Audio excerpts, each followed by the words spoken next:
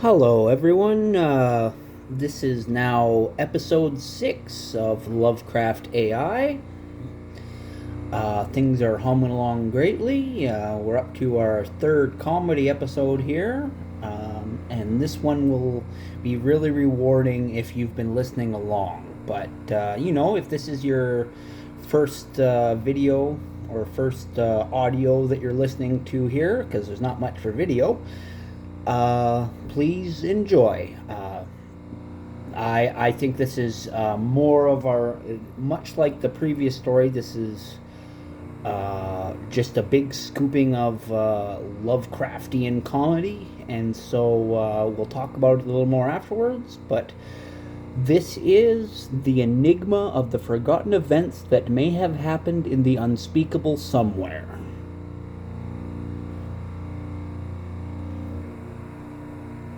The enigma of the forgotten events that may have happened in the unspeakable somewhere. I do not remember how I came to be there, if indeed there even exists. It may have been an ordinary Tuesday, or a day beyond our conventional understanding of Tuesdayness. All I recall is finding myself, if I am indeed me, and myself is a concept that holds any semblance of meaning, in a place that was either eerily familiar or disturbingly foreign. The entire atmosphere, if such a thing could even be called atmosphere, had a quality. Not quite light, not quite shadow, but the very essence of an in-betweenness that could drive one to a state of nearly remembering something they couldn't quite forget. There, in that half-formed haze, I became aware, though only vaguely, of an entity. Was it the same one from my prior not recollection? Or was this entity completely unrelated? The cousin of the idea of the first entity, perhaps? Whatever the case, its presence was undeniable, though I struggled to detect any features or qualities it may or may not have had. Its voice, or rather, the suggestion of a voice that may not have been a voice, drifted through the space, carrying with it a resonance that could only be described as indescribable.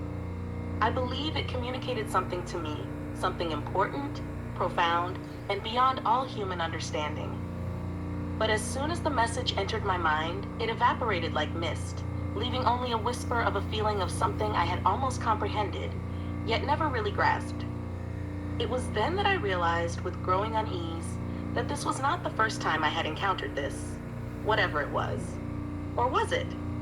My memory blurred, slipping between possibilities, as though recalling fragments of a dream that may have been dreamed or forgotten long ago, or perhaps was yet to be dreamed. Was I experiencing a memory of the future, or a premonition of the past, or both, or neither? These are distinctions that hold no weight in the unspeakable somewhere. In a fog of nearly familiar déjà vu, my surroundings, if they could be called that, began to shift and pulse with a colorless hue. The landscape, if landscape indeed describes it, undulated with an almost pattern, suggesting shapes and structures that never solidified, but hinted ever so slightly at the possibility of form. It was then that I felt, or almost felt, a touch on my shoulder. The sensation was neither warm nor cold, neither firm nor gentle, but imbued with a vague thingness that made me shudder. I turned, or possibly did not turn, for movement was an uncertain matter in that place, and glimpsed for a fraction of an untime, a figure. Or perhaps, a cardigan? No sooner had the thought crossed my mind than the memory, or was it a premonition, faded into nothingness. The figure or cardigan, or non-entity, had vanished, or perhaps it had never been there at all. And so I write this account, if writing is indeed what I am doing. An account is a word that can apply to this hazy recollection of a non-event. I do not know if this tale is a sequel to my previous experience, or a prequel, or some circular loop outside of time altogether. Perhaps it is all things and none of them, existing in the impossible realm between what is known and what cannot be known, or even not known. All I can say for certain is that whatever may or may not have happened, I am forever changed by the memory or the forgetting of whatever may or may not have been. Oh, well, where do we start with the thing that doesn't have a beginning or an end or whatever? Oh boy. Yeah, that was a lot of fun. Like our previous romp, there's a whole lot of lack of description, but this is taken to an even farther degree. Your perception struggles to hang on as you're being driven through this cacophony of fucking non-details. It's so... oh, I don't even know what to say.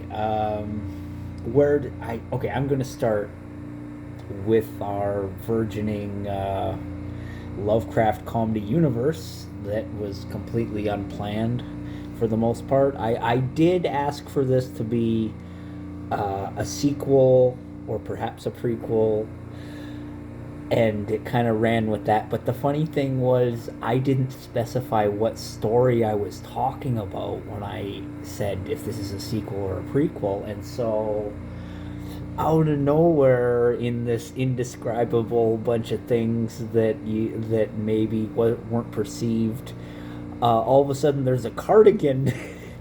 And that is why I had to keep if people are listening, I had to keep the first comedy story in, because this third comedy story now kind of references a cardigan, and that's just so funny to me.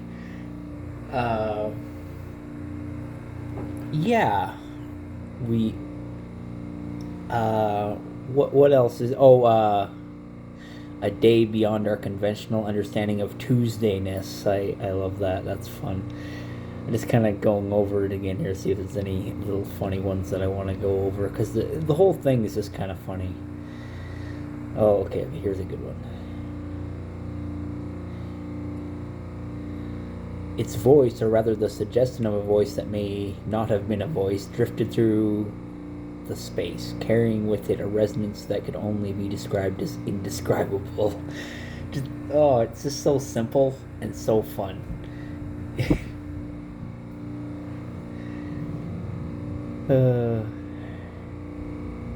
And then what's that line about if you're remembering the future or having a premonition of the past? Where is that? Oh, so many good lines in this one.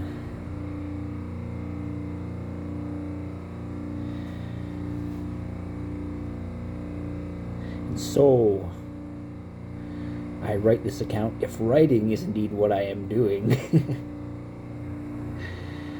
And account is a word that can apply to this hazy recollection of a non-event.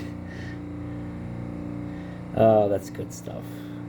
No, I was really happy with that one. I think because it is so similar to the let's find our title here, because this story is a lot of the same ideas as the unspoken horrors of the nameless shadows and the unspeakable abyss. That's our previous story. You might feel a little worn out if you listen to these one after another, because I have listened to these back to back, and though I like them both, they're kind of riding along the same thing where it's indescribable, but because I can't remember titles, because these titles are so freaking long. So what I love about these comedy things, but because in the Enigma of the Forgotten Events that may have happened in the Unspeakable Somewhere, takes things to the next level, pretty much even toying with the idea of, am I even I? Where is it? All I recall is finding myself, if I am indeed me, and myself is a concept that holds any semblance of meaning. And it's like, yeah, exactly. Like, is this even a story? Does this even count as a recollection? Like,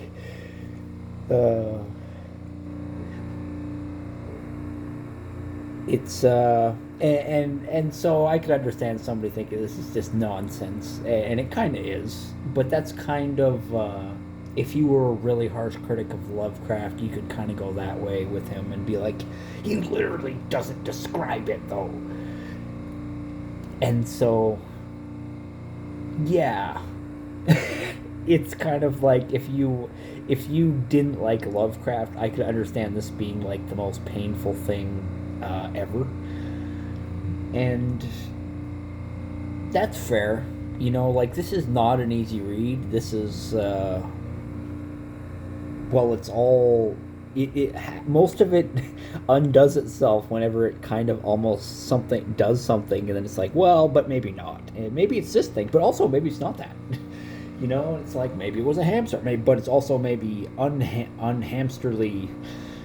Like, I'm trying to think like how you would say it in a Lovecraftian way. It's like, oh, it was truly a hamster, but utterly there was something very unhamster about its very core being.